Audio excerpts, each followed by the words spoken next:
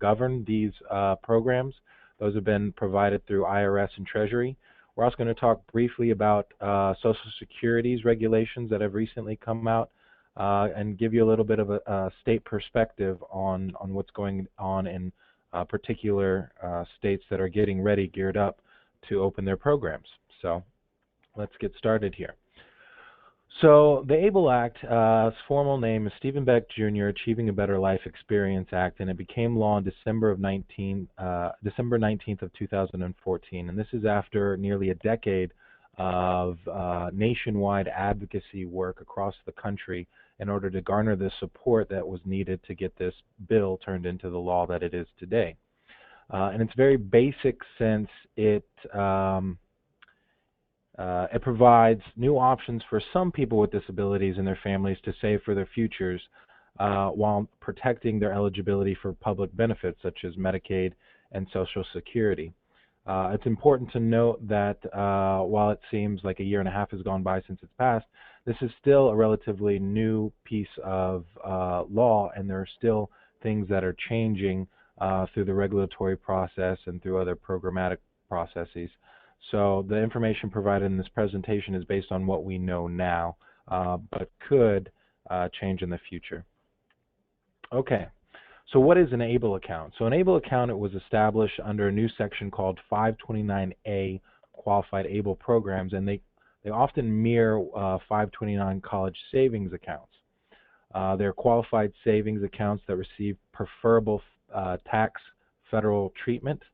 They enable individuals to save for disability-related expenses, and we'll talk about what a disability-related expense is here in a couple slides. It's important to note that as of today, they are not yet available, but we are expecting the first programs to open up in early to mid-2016, with the first program opening perhaps as soon as mid-April or late April.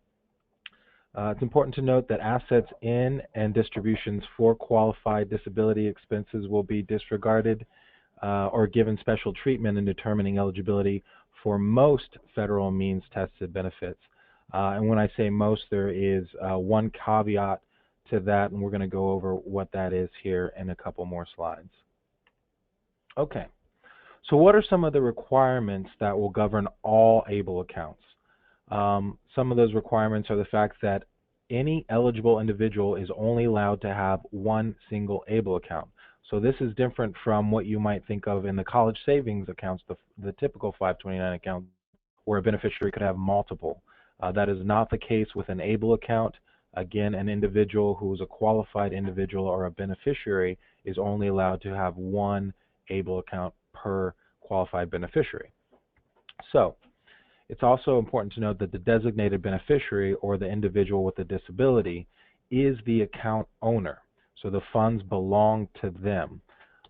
That being said, there is an allowance through the regulations to permit an individual to have signature authority over the account, and this can include a parent, a guardian, or an individual with power of attorney. So they would have the authority to perhaps set up the account and to manage the account, but even if that's the circumstance, they are not the owner of the account. The designated beneficiary, the person with a disability, is always the owner of the account. All right.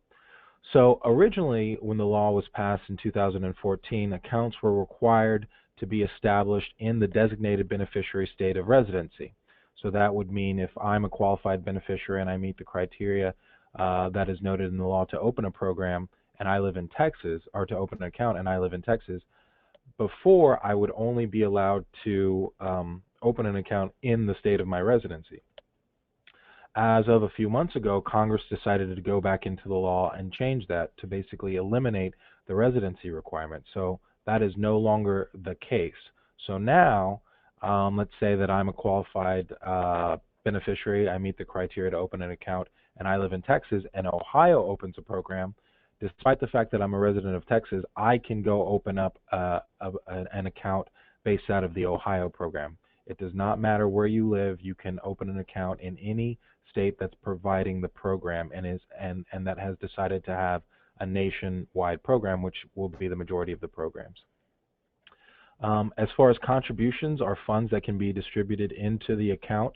There is a total annual contribution limit of $14,000. This may be adjusted for inflation periodically, but this is the amount of money that can be contributed into a single ABLE account by all contributors in any given tax year. So as an example, if a beneficiary happens to have two individuals that are contributing into the account, one puts in $7,000 and the other puts in $7,000, so that equals $14,000. Nobody else, that account cannot accept any more contributions until January 1st of the next tax year. So that's important to remember. Anybody can contribute to an ABLE account. There's no limitations. The beneficiary themselves can contribute into their ABLE account, their family members, their friends. We're hopeful that there will possibly in the future be some kind of employer match into the accounts. There's no limitations on who can contribute. However, again, there is a couple limitations on how much in any given period of time can be contributed. Again, there's the $14,000 annual contribution cap. In addition to that, there is a total cap that can be contributed into any one ABLE account, and that's going to be the same as whatever the state who's providing the program has set for their typical 529 college savings accounts. And typically you'll see this ranging anywhere from $250,000 all the way up to, I think Michigan has it capped at $500,000. So that would be the amount of money total in any ABLE account at any given time that can go into it. Okay, moving forward. So one of the big questions obviously is who exactly is eligible to open an ABLE account. When I gave the explanation before, I said some people with disabilities, not necessarily all people. So there are two major criteria for establishing or being able, or eligible, I should say, to establish an ABLE account. So the first is an age requirement.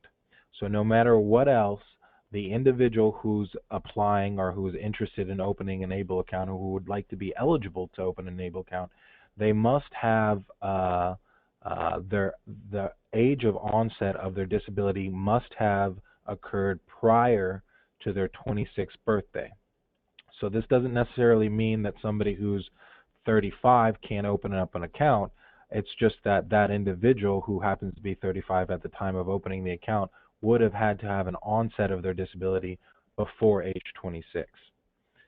So once that criteria is checked off, you move to the second criteria, and you're going to have to meet one of the two criteria listed here. So the easiest one being, I shouldn't say the easiest, but the most obvious one to be qualified is if you have been determined, or the individuals who's interested has been determined to meet the disability requirement for SSI, Supplemental Security Income, or SSDI, and at the time is receiving those benefits. So basically saying that they've met the level of severity of disability as determined by the criteria by Social Security. In addition to that, obviously, again, they would have had to incur that disability or have an onset of that disability prior to their 26th birthday. So if an individual is receiving SSI or SSDI and their disability had an onset before their 26th birthday, then they are qualified to open an account, period. Now let's say that the individual's disability had an onset prior to age 26, but they are not receiving SSI or SSDI. They may still be qualified to open an account. What they would have to do is submit to their program that they're interested in getting enrolled in with what's called a disability certification or disability certificate. This will assure that the individual holds documentation of a physician's diagnosis and signature, and that confirms that the individual meets the functional disability criteria of the ABLE Act. So basically what this is saying is a doctor would have to assess the individual and say that they meet certain criteria in terms of the severity of their disability, and that's articulated in the ABLE Act law. And it's very similar to the same criteria that Social Security uses as well. So they would have to go to a physician. The physician would have to say, yes, you meet that particular criteria. They'd have to sign off on it. And you wouldn't necessarily have to give that piece of sensitive medical information to the ABLE program manager, but you would have to sign off saying that you have that documentation and that you could produce it if you ever needed to. Okay. So, what can the funds in the account be used for? So now we're assuming that the individual meets the criteria to open up a program. What you want to know now, and we understand how much money can be put into any account in any given tax year, what can those funds be used for? So distributions from an ABLE account can be used for what's called qualified disability expenses. Qualified disability expenses are expenses that relate to the designated beneficiary's blindness or disability and are for the benefit of that beneficiary in maintaining or improving his or her health, independence, or quality of life. So the term qualified disability expenses has been deemed to be defined broadly, and it also includes basic living expenses. In addition to that, it should not be limited to expenses that have some type of medical necessity. So it is not limited to that, but it is for the benefit of the beneficiary. So in short, a qualified disability expense is any disability-related expense that helps the beneficiary maintain or improve health, independence, or quality of life. So some examples of this, what kinds of categories might these things fall into? And this is specifically taken from the law. They give examples of what types of maybe buckets, if you will, these qualified disability expenses could be going into. So they include education, housing, transportation, employment and training supports, assistive technology, health, prevention and wellness, financial management, legal fees, expenses for oversight and monitoring. Again, basic living expenses that particular one was not mentioned in the law, but has been included in the regulations, so that's acceptable. Also would include federal funeral and burial expenses. So those are just certainly not an exhaustive list of different, items or buckets that these expenses could fall into, but give you an idea of what disability expenses might look like. Now, it is very important to note that distributions for non-qualified expenditures will be subject to tax consequences and could affect the beneficiary's eligibility for federally means-tested benefits. So there's very significant consequences if these funds are intentionally or unintentionally misused or used for things that they're not meant to be, which would be, again, qualified disability expenses. Okay, so how do ABLE account assets impact eligibility for federal benefits? So this is one of the premier benefits of an ABLE account, is the fact that the funds in the account are not being counted when considering eligibility for means-tested benefits such as Social Security and Medicaid, but not just those, all means-tested federal benefits. So there is one exception to that, and we're going to go over that right now. So there is an exception in terms of if the beneficiary is receiving SSI. So that's that monthly cash benefit known as supplemental security income. And the law states this: only the first $100,000 in the ABLE account will be excluded or disregarded for purposes of eligibility for SSI. So once the account goes over $100,000, what happens is the SSI cash benefit will be temporarily suspended until such time as the account falls back below the $100,000 cap.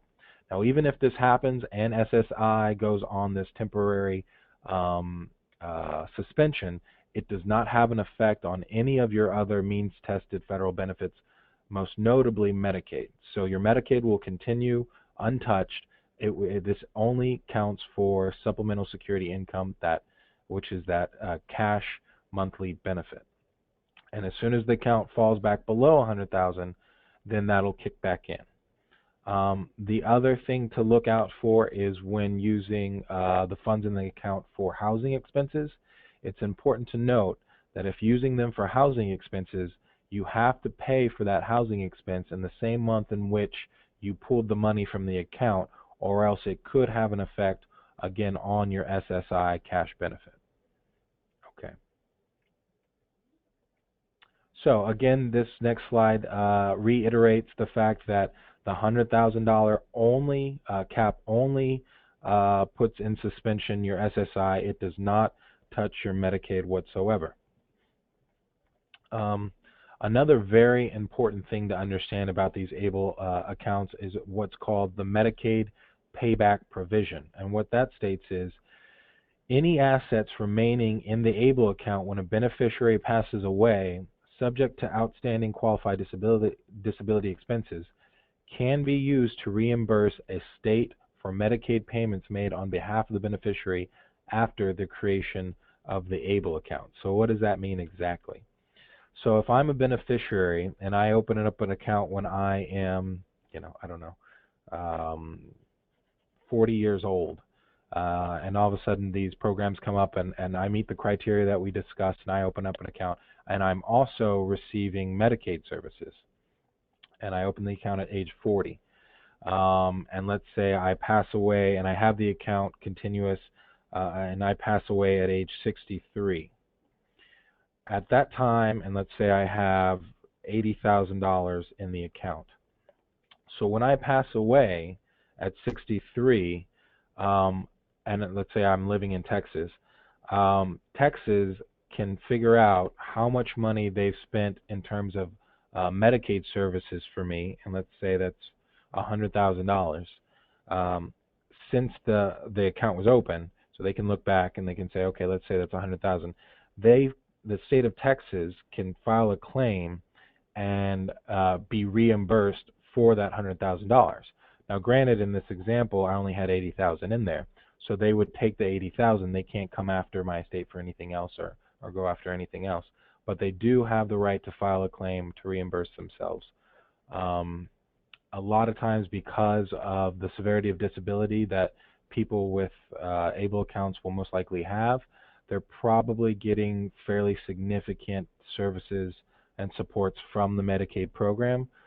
So it's not unlikely that in the event of the death of the beneficiary, the majority, if not all, of the funding and accounts will go back to the state in which they were provided. So that's an important thing to take into consideration when determining whether or not an ABLE account is right for you. Okay. So what are the tax implications of these accounts? So I mentioned that we're using the term they're tax advantage savings accounts. So what exactly does that mean? It's important to note that contributions made to an ABLE account are with post-tax dollars, and that in general, ABLE programs are exempt from taxation, as are distributions, provided that they are being made for qualified disability expenses. If they are not, they will be subject to typical taxes as income and be subject to an additional 10% tax because you're not using this program in a manner in which it was designed. It is interesting to note that some states, depending on what your state of residency is, are offering state income tax deductions for contributions made to a 529 account. So that's important to note, that there could be some additional state tax incentives that don't exist on the federal level because, again, funds contributed to an ABLE account for purposes of federal income tax are not deductible. But in some states, depending on where you live, states have decided to incentivize contributions to these accounts by creating state income tax deductions. Okay, so when will ABLE accounts be available? This is a big question going around. We've learned a lot about who's qualified for an account, how much money can be put in an account, what the funds in the account can be used for, how they affect your eligibility. So now that we have very basic understanding, I would say, of what an ABLE account is, we're interested in knowing, okay, maybe I think this is something that would be beneficial for me. How do I go about opening an account? So again, as I said previously, there are no ABLE programs currently open, but we are anticipating the first programs to open up in the next few months. You might be asking, why has it taken a year and a half? since the passage of the federal legislation for these programs to get up and running. So what the federal law does is it allows states to offer these programs, but it does not obligate them to do so.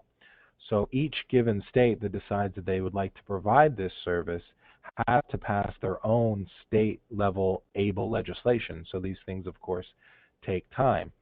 We've been very pleased to see the level of support across the country for developing these programs. To date, I believe there's been 36 or 37 different states across the country that have passed ABLE-related legislation that would allow them to start developing their programs.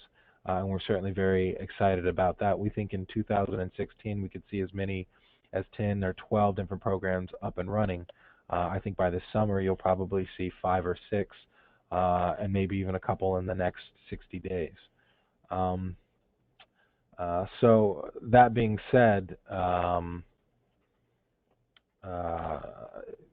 you can foresee that states will develop these kind of on their own pace, on their resources and their interest and things like that. But since there is no residency requirement, you're no longer kind of bound by your state's speed in which they're developing the program to enroll. Again, as soon as the first program is up, that's accepting nationwide enrollees, of which will be the majority of the states are doing nationwide programs, you can go ahead, provided that you're qualified, and open up an account, which is pretty exciting. Okay. So just to give some idea of kind of the two parts that have been coming together over the last year and a half that specifically help implement the program. So the Department of Treasury is the department that has been assigned to help assist in the implementation in terms of writing rules and regulations. And these rules and regulations basically take the language of the law that was passed and really do a better job of interpreting and more specifically detailing what these programs look like on the ground. So they came out with their notice of proposed regulations back in June. They had a period of about 60 to 90 days, I believe, where various stakeholders could provide feedback on how they felt about the language in the rules and regulations. They've taken that feedback and now they are writing their final rules and regulations, which should be out sometime in the next few months. It's important to know that regardless of the fact that they haven't published their final rules, they've encouraged programs to continue to move forward in the development and to go ahead and accept enrollees by using their kind of guidance, their proposed guidance, of which we think will be very, very similar to their final rules and regs. In addition to the Treasury and IRS, Social Security has also released their guidance in the form of what's called POMS, their Program Operations Manual System, which is a document that they give to their employees to help them understand any particular aspect of a Social Security program. In this instance, the document details how Social Security, in terms of the benefits they provide, will treat funds in the account. We're also expecting similar types of guidance from other agencies and departments in the country that also provide means-tested supports and services, such as the Centers for Medicare and Medicaid Services, the Department of Education, and the Department of Housing and Urban Development. So stay tuned for those. Let's see here. Okay. So again, just going over, I think we mentioned a little bit of this previously, are the states again, and I think this presentation was made maybe a few weeks ago, and just in the last few weeks we've had a couple more states join in passing ABLE legislation. So again, I think there's 37 states that have enacted ABLE legislation. We're hopeful to see, we have 5 to 7, I think that's pretty probably pretty realistic. I think we'll actually probably see more than that, more than 5 to 7 programs in 2016. We'll just see how that goes. It's important to keep in mind that while a lot of what we've talked about today in terms of the characteristics of these programs will remain consistent no matter which program you enroll in. As an example, it doesn't matter if you enroll in the California program or the Ohio program, there's no getting around that $14,000 cap. And the characteristics that govern who is eligible to open an account. That being said, there will be some variation from program to program in terms of other characteristics, and this is something that you want to take to heart when determining which program best meets your needs. As an example of some characteristics that could differentiate one program from another would be the cost of enrolling. It might also have annual cost of one program might be higher than the other. Ultimately, these funds that are being contributed into these accounts are going to be invested, and they'll be earning a yield on their interest, and that is tax-free, again, provided that it's being used for disability-related expenses. But some programs will offer different investment vehicles than others. It's important to keep track of that. I think certainly whether or not you live in a state that is providing for a state income tax deduction for contributions would be an incredible consideration to take to heart when determining one program from another program. There's also an allowance to roll funds in one ABLE program to another. So if you wanted to, for whatever reason, you have signed up in Texas, and a few years down the road you decide you want to move your account to the Ohio program, you'd want to see, does your program have any type of exiting fees? Are there any limits to how many distributions that you're allowed to make? So these are just a few characteristics that you want to take into consideration when determining which program best meets your needs. Okay.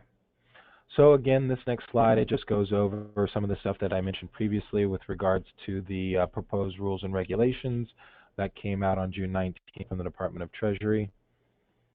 And to very quickly go over just a few of the highlights of those, it's important to note that while the law says that an individual is only eligible for any given tax year, that kind of left people wondering, are we going to have to recertify on an annual basis? A lot of the folks that are qualified for these programs have disabilities that are not going anywhere. As an example, I think, in my opinion, most individuals with Down syndrome will be qualified for these programs. There's no reason why a person with Down syndrome should have to recertify and justify their disability on an annual basis. That doesn't make any sense. The Treasury understood that and said, while the law says that a person's only qualified for any given year, they will be, they leave the state programs the flexibility to offer different periodic recertification requirements. So perhaps a person, going back to my example, who has Down syndrome might only have to recertify every 10 years or something like that. So that's up to any given program, and they are allowed to do that through the rules and regulations. Transfers and rollovers. There was a lot of concern about whether or not a typical 529 college savings plan could be rolled over into a 529A program, ABLE program.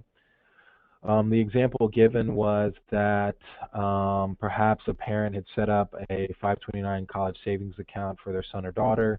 Their son or daughter experiences an unfortunate car accident, leaving them with significant disabilities and thus qualified for an ABLE program, and perhaps that ABLE program or the account would be more useful to them at that point than a typical 529. We thought that they should be able to roll over all the funds in the 529 to the ABLE account. Unfortunately, the attorneys and the lawyers and the policy people took a look at what is allowable as far as expenditures from a typical 529 account. And of course, it's very rigid. It's tuition and books, and I think maybe a little bit of room and board, none of which would really qualify in terms of rolling over to an ABLE account. So while they certainly understood where we were coming from, they didn't find that the language of the law would allow that.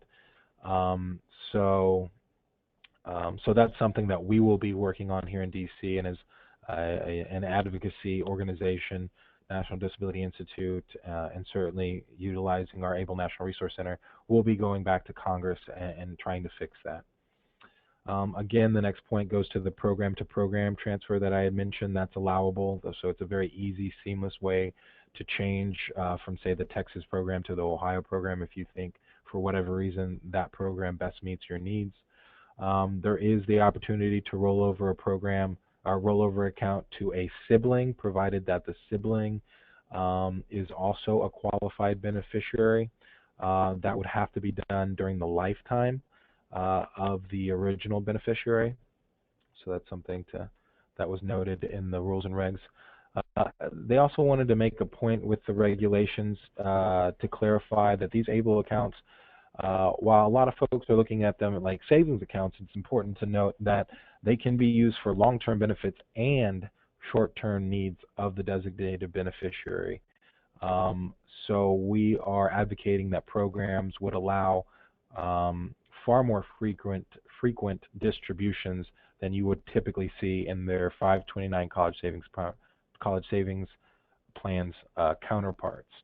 And we think that that will be the case, that you will be able to use this. Certainly, the point would be to grow assets, because for the first time you can, without jeopardizing SSI or Social Security benefits, SSI or Medicaid or anything else. But that you could also use this if you thought it was in your best interest, in terms of more of a checking type looking account, or some kind of combination of the two, and that should be allowed. The next one, so certainly the Treasury said the state programs are responsible for creating safeguards to where nobody could accidentally put too much money in the ABLE accounts. The fear was unknowingly somebody would make a contribution to the ABLE accounts and surpass the $14,000 limit, and the extra would be counted as income to the beneficiary, and that could possibly kick them off of any kinds of their means tested benefits. So we articulated that concern, and the Treasury said, okay, we're going to obligate the state programs to put a stop, basically a hard stop, on any contributions over any one of the limits, so that the beneficiary will not be jeopardized unknowingly because somebody was trying to contribute to their account and was unaware of the cap or how close they were to the caps. Okay, so we've covered a lot of information. Lastly, I just wanted to kind of give a plug. The ABLE National Resource Center, to give you some background on what that is. The ABLE National Resource Center, it was founded and is managed by National Disability Institute. It's a collaborative of over 25 national disability-related nonprofits that all have the goal of disseminating objective, accurate information to get folks with disabilities and their family members interested and comfortable with opening these accounts.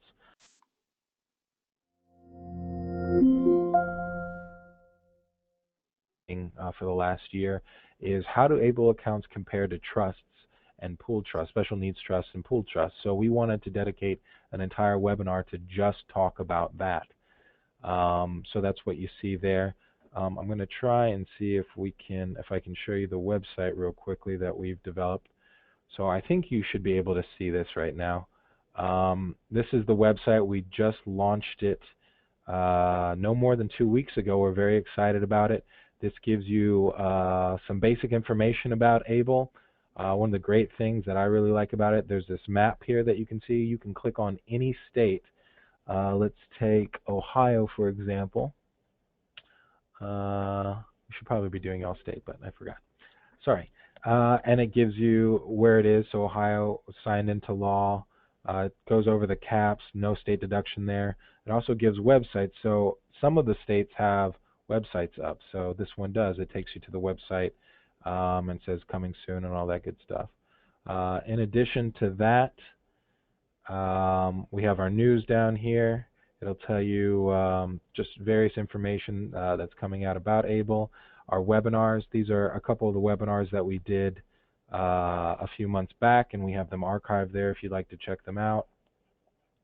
Again, this is basic information. We have some great videos on here that'll take you through what ABLE accounts are, what are the benefits of them, things like that, the state review. We have a lot of those documents that I had mentioned, the regulations and proposed rules and Social Security's evaluations of things are on here as well.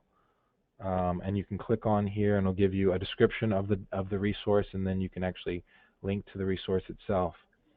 So with that, I think I'll stop. I'm sure there's plenty of questions, hopefully, or maybe everybody understands these extremely well. Again, please get a hold of me if you have any additional questions that aren't answered through the slides or through the Q&A. I'm always available. You can get my email, or you could go to the website and submit the question through there, and it'll come to me.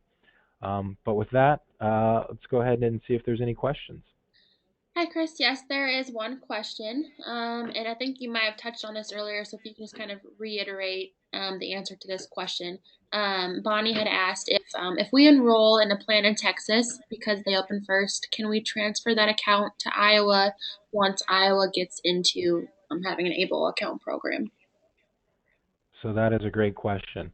And the answer is yes. The IRS specifically in their rules and regulations made it possible to do what's called a program-to-program transfer. We were worried that an individual would want to transfer to another program and they would have to take the money out in cash. And since the beneficiary, the person with a disability, is the owner, they would have cash outside of the account. And we weren't sure if that was going to jeopardize their eligibility for Medicaid or Social Security or what have you. We articulated that to Treasury, so Treasury specifically said that there would be allowed an account program to program transfer to where it would just go from the Texas program directly into the Iowa program without having to be pulled out, without any tax implications, or without any issues related to their means tested benefits. It's worth keeping in mind, though I haven't heard of any exiting fees. That might be something you want to make sure doesn't exist. I don't know if states are going to say, oh, if you move programs, we have to transfer the money, so we're going to charge you, 1% of whatever's in the account or something like that. I don't know that that's going to happen, but that's something that you would want to inquire about before perhaps jumping into a program, with the understanding that you might be changing it or transferring to another program in the future. And then she has a follow-up question. ABLE accounts can transfer to siblings, but can they transfer from parent to child? So, unfortunately, the way that the law is written currently, they are not allowed to be transferred from a parent to a child. It would only be from one sibling to another sibling, provided that the other sibling is a qualified beneficiary. And that would include full brothers and sisters, half brothers and sisters, and step brothers and sisters. Okay, thank you.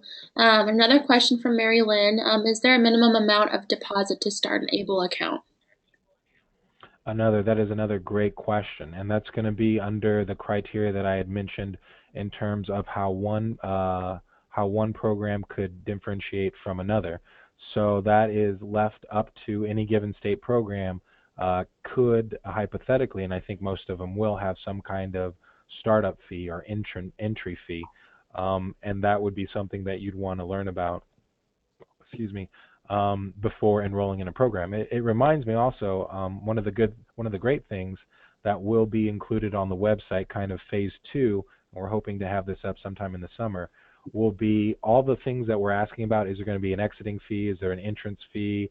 How many times can I make disbursements? What kind of investment vehicles are available? All those questions we put into a list, and we'll be able to show you when you click on one program all those characteristics, so you don't have to contact a bunch of different folks to figure out, is there an exiting fee in Texas?